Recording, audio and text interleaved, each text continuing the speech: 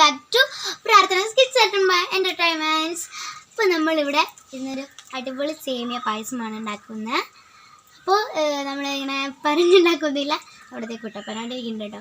നോക്കൂ, നമ്മൾ മുന്നത്തെ വീഡിയോയിൽ ഇട്ടുണ്ടായിരുന്നു നമ്മുടെ അർജുൻ കുട്ടൻ. 2 സ്പൂൺ നെയ്യിൽ ഇവിടെ സേമിയ ആക്കി വെച്ചിട്ടുണ്ട്. ചെറിയ പാക്കറ്റായ 170 ഗ്രാമിൻ്റെ ഇതാണ് സേമിയ. പിന്നെ നമ്മളിത് ഇതിൻ്റെ കൂടെ കഴിക്കാൻ പോകുന്നത് ട്രിവാൻഡ്രക്കാരുടെ സ്പെഷ്യലായ ബോളിയുടെ കൂടെയാണ്. പക്ഷെ ഞങ്ങളിത് തൃശ്ശൂരിൽ നിന്നാണ് മേടിച്ചത്.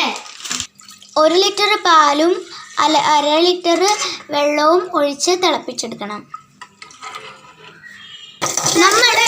നമ്മളിവിടെ കുറച്ച് കാഷ്യൂ നട്ട് നമ്മൾ വറുത്ത് വെച്ചിട്ടുണ്ട്. ഇവിടെ നമ്മൾ ഇളക്കിക്കൊണ്ടിരിക്കണം, അല്ലെങ്കിൽ പൊങ്ങും, അല്ലെങ്കിൽ പൊന്തിക്കളയും. നന്നായി തിളച്ചതിന് ശേഷം സേമിയ നമുക്ക് പാലിലേക്ക് ഇട്ട് കൊടുക്കാം.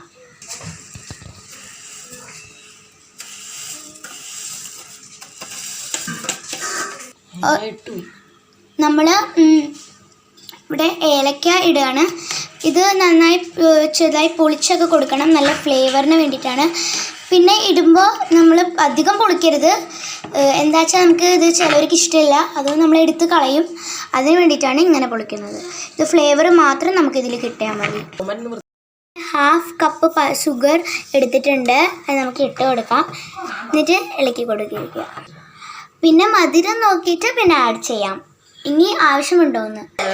1 പിഞ്ച് സാൾട്ട് ഇടാം, കുറച്ച് നട്ട്സ് ആഡ് ചെയ്യാം.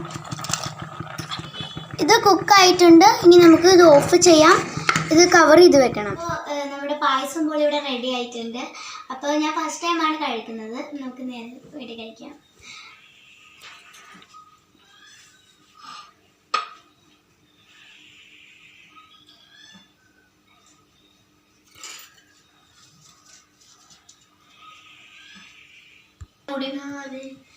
നമുക്കിത് കഴിക്കാം.